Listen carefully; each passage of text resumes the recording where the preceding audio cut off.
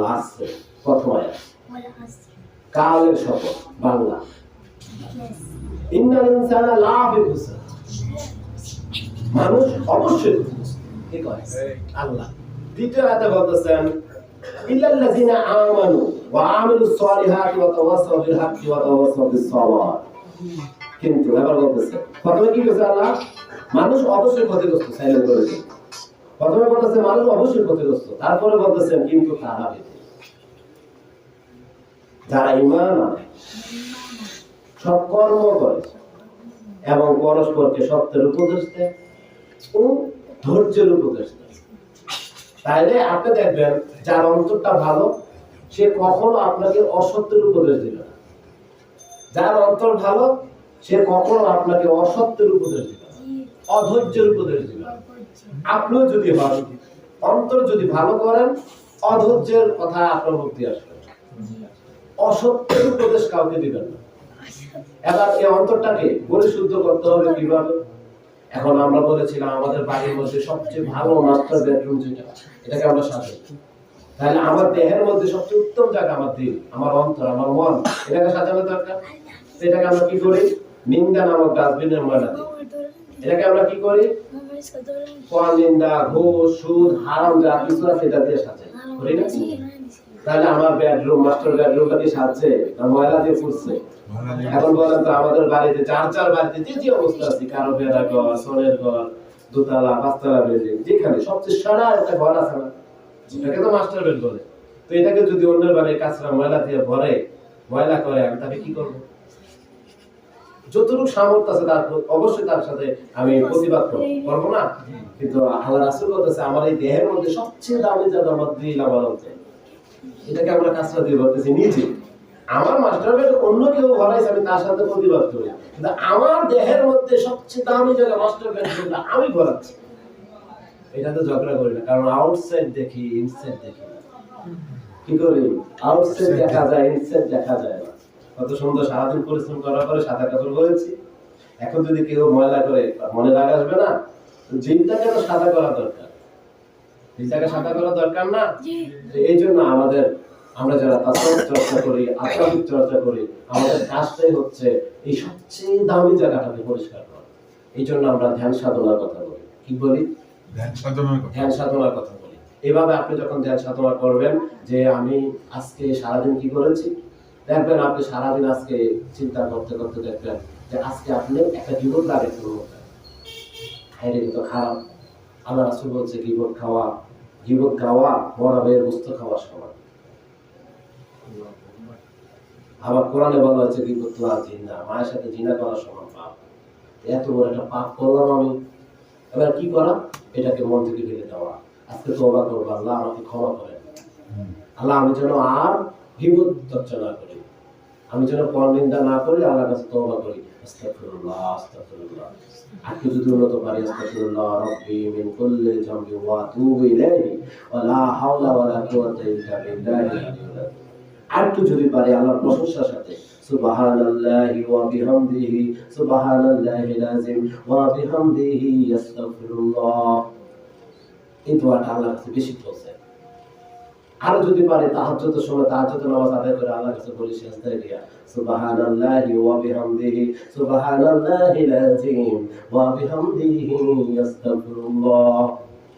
তো আমরা আজকে ইনসাইট নিয়ে আলোচনা করেছি।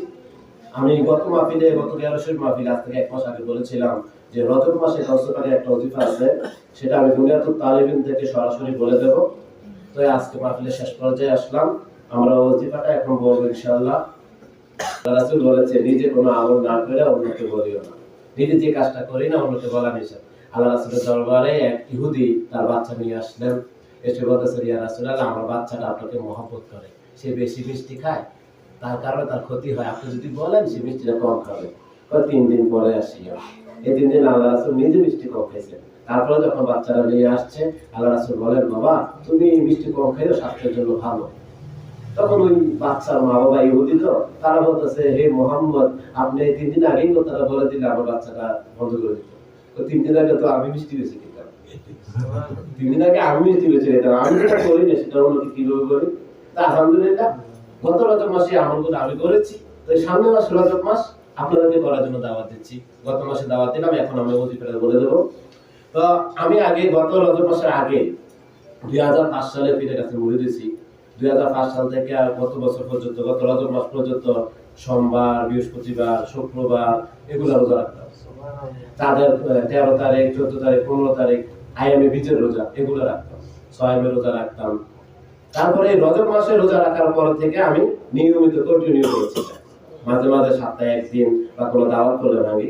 তো এখানে দেখেন হযরত বরকত আব্দুল কাদের, আজকে তো রাসূল পাকের বরকতের স্মরণে জ্ঞান শরীফ, তাই ওনার অধিকার দিচ্ছি। বরকত বলতেছেন রজব মাসের বৃহস্পতিবারে রোজা ও মাসের প্রথম শুক্রবার রাতের নামাজের ফজিলত। তো এই হুব্বাতুল হযরত আনাস রাদিয়াল্লাহু তাআলা আনহুমা হইতে হযরত বরকত আব্দুল কাদের সংগ্রহ করে মুনাত তলবের মধ্যে দিয়েছে। হুব্বাতুল হযরত আনাস রাদিয়াল্লাহু তাআলা আনহু হইতে সনদ পরম্পরায়, অর্থাৎ যেভাবে আসে রেওয়াত, ওটাকে সনদ বলা হয়। বর্ণনা করেন যে হুজুর পাক সাল্লাল্লাহু আলাইহি ওয়াসাল্লাম ইরশাদ করেছেন, রজব আল্লাহর মাস, শাবান আমার মাস এবং রমজান আমার উম্মতের মাস। লোকজন জিজ্ঞাসা করলে, ইয়া রাসূলুল্লাহ সাল্লাল্লাহু আলাইহি ওয়াসাল্লাম, আল্লাহর মাসের তাৎপর্য কি? হুজুর সাল্লাল্লাহু আলাইহি ওয়াসাল্লাম বলিলেন, এই মাসটি আল্লাহর রহমতের জন্য নির্দিষ্ট, অর্থাৎ রজব মাসটি। আর এই মাসে ঝগড়া বিবাদ করা নিষিদ্ধ। এই মাসে আল্লাহ নবীদের তওবা কবুল করেন, আল্লাহ নবীদের তওবা কবুল করেন এবং বন্ধুগণকে শত্রুদের অনিষ্ট হইতে নিরাপদ রাখিয়াছেন। এই মাসে কেহ রোজা রাখিলে আল্লাহ তাহার উপরে 3টি বিষয়ে দৃষ্টি রাখেন, যথা তাহার সমস্ত পাপ ক্ষমা করে দেন, অবশিষ্ট দিনগুলোতে পাপ করা হইতে বিরত রাখেন এবং রোজ কিয়ামতে তাহাকে পিপাসার কষ্ট দিবেন না। কি দিবেন না? পিপাসার কষ্ট দিবেন না। তারপরে বলতেছেন, এই কথা শুনিয়া জনৈক বৃদ্ধ আরজ করিল, অর্থাৎ রাসূল সাল্লাল্লাহু আলাইহি ওয়াসাল্লামের সামনে এক বৃদ্ধ আরজ করিলেন, ইয়া রাসূলুল্লাহ সাল্লাল্লাহু আলাইহি সাল্লাম, আমি দুর্বল বশত পূর্ণ মাস রোজা রাখিতে অপারগ, মানে পুরো রোজার মাস রোজা রাখিতে অপারগ। হুজুর সাল্লাল্লাহু আলাইহি ওয়াসাল্লাম বলিলেন, তুমি মাসের প্রথম, মধ্যম এবং শেষের দিন রোজা রাখি, তাহাতেই আল্লাহ তোমাকে পূর্ণ মাস রোজা রাখার সওয়াব দিবেন। কেননা একটি পুণ্যের কাজে 10টি পুণ্য লাভ হইয়া থাকে। তবে স্মরণ রাখিও, রজব মাসের প্রথম জুমার রাত নিদ্রা কাটাইও না।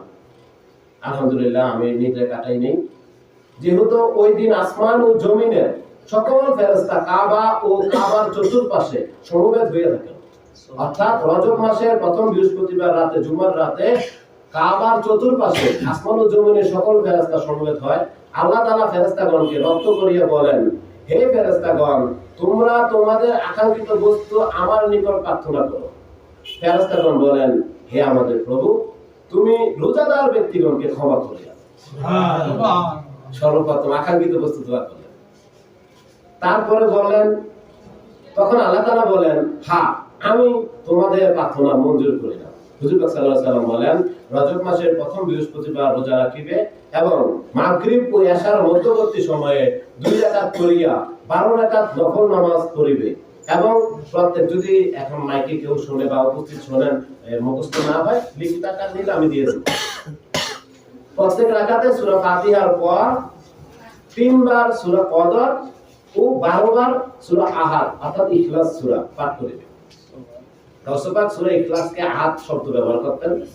তো নামাজ শেষে 70 বার পাঠ করিবে, আল্লাহুম্মা সাল্লি আলা সাইয়্যিদিনা মুহাম্মাদিন নবীল উম্মি ওয়া আলা আলিহি ওয়া সাল্লিম। তারপর সিজদায় গিয়া 70 বার পাঠ করিবে, সুবহুন কুদ্দুসুন রাব্বুনা ওয়া রাব্বুল মালাইকাতি ওয়া রূহ।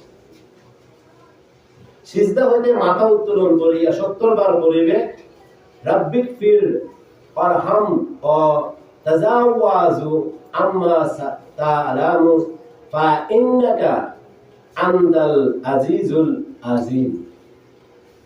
এভাবে যদি কেউ করে উপরোক্ত নিয়মে, আল্লাহ রাসূল বলেছেন, উপরোক্ত নিয়মে আরো একটি সিজদা গিয়া ও সিজদা হওয়ার পরে উল্লেখিত দোয়া পাঠ, কালাম পাঠ করিবে এবং সব শেষে আল্লাহর নিকট প্রার্থনা করিবে, আল্লাহ তাআলা অবশ্যই তাহা পূরণ করিবেন। তারপর আল্লাহ রাসূল বলতেছে, হুজুর পাক সাল্লাল্লাহু আলাইহি ওয়াসাল্লাম ইরশাদ করিলেন, যাহার আয়াতে আমার জীবন, কি বলতেছেন, যাহার আয়াতে আমার জীবন মানে আল্লাহ, মানে আল্লাহ। যাহার আয়াতটা আমার জীবন, সে আল্লাহর শপথ। যে কোনো পুরুষ বা রমণী উপরোক্ত নিয়মে নামাজ পড়িবে, তাহার পাপ যদি সমুদ্রের ফেনা, মরুর বালু কণা, বৃষ্টির ফোঁটা, এই দুনিয়ার সমস্ত বৃক্ষ পাত্রের সমান হয়, তবু আল্লাহ তাআলা ক্ষমা করে দিবেন। সুবহানাল্লাহ। অর্থাৎ আপনি এত পাপ করেছেন, আপনার অন্তরে জারি যে না আমি তো ক্ষমা পাবো না, আল্লাহ বলতেছেন লা তাকনাতু মিন রাহমাতিল্লাহ। রাসূল বলে দেন তারা যেন আল্লাহর রহমত হতে নিরাশ না হয়। তারপরে আল্লাহ রাসূল বলতেছেন যে রোজ কিয়ামতে সে তাহার বংশধর 700 যে আমলটা করবে। যদি কোনো ব্যক্তি এই যে রজব মাসের প্রথম বৃহস্পতিবার রাতে এই মাগরিব থেকে আসার মধ্যে এই 12 রাকাত নামাজটা পড়ে, বৃহস্পতিবার রোজা রাখিয়া, আল্লাহ রাসূল বলতেছেন রোজ কিয়ামতে অর্থাৎ হাসরের ময়দানে কিয়ামতে সে তাহার বংশধরের 700 লোকের জন্য সুপারিশ করিতে পারিবে। অর্থাৎ যদি আপনি করেন, আপনার বংশধরের 700 লোক জাহান্নামে তাকে সুপারিশ করে জান্নাতে নিতে পারবে। তারপরে আল্লাহ রাসূল বলতেছেন প্রথম রাতেই তাহার এই নামাজ তাহার কবরে আসিয়া বলিবে। আপনি যখন মারা যাবেন প্রথম রাতেই এই নামাজ, এই যে রজব মাসের প্রথম বৃহস্পতিবার মাগরিব থেকে এশার মাঝখানে 12 রাকাত নামাজ পড়েছিলেন, সে আসিয়া বলিবে হে আমার বন্ধু, তুমি শুভ সংবাদ শোনো, তোমার সমস্ত বিপদ আপদ কাটিয়ে গিয়েছে, তুমি উহা হইতে মুক্তি লাভ করিয়াছ। এ কথা শুনিয়া ওই নামাজি বলিবে তুমি কে? তোমার নেই এমন সৌন্দর্যময় ও মিষ্টি ভাষী লোক তো আমি আর কোনোদিন দেখিনি। সে ওই নামাজ পড়বে, তুমি অমুক বছর অমুক সময়ে যে নামাজ পড়িয়াছিলে রজব মাসের বৃহস্পতিবার, প্রথম বৃহস্পতিবার মাগরিব থেকে এশার মাঝখানে, আমি তোমার সেই নামাজের সওয়াব। সুবহানাল্লাহ। আজ আমি তো তোমার এই নির্জন বাসের সঙ্গী ও সাহায্যকারী। রোজ কিয়ামতে আমি তোমার মাথায় ছায়া দান করিয়া তোমার সঙ্গে উঠিব। সুবহানাল্লাহ। তা আরো অনেক আমল আছে, তো এই যে আমলটা করার পর থেকে আমি নিয়মিত রোজা রাখতেছি, ওটা আপনাদের কাছে ছাড়লাম, যদি পারেন করবেন। অনেক ফায়দা আছে, অনেক লাভবান আছে, মনে অনেক শান্তি আছে, অনেক সুখর, যা ভাষায় প্রকাশ করার মতো না। আমি করার পর থেকে মনে অনেক শান্তি, মানে এত শান্তি কোনো ভাষায় প্রকাশ করতে পারবো না, অনেক সুখর। আমার আল্লাহ এই এখন তো জমাতুস সানি চাঁদের পরে রজবের চাঁদের প্রথম বৃহস্পতিবার রোজা রাখিয়া মাগরিব থেকে এশার মাঝখানে 12 রাকাত নামাজ পড়তে হয়।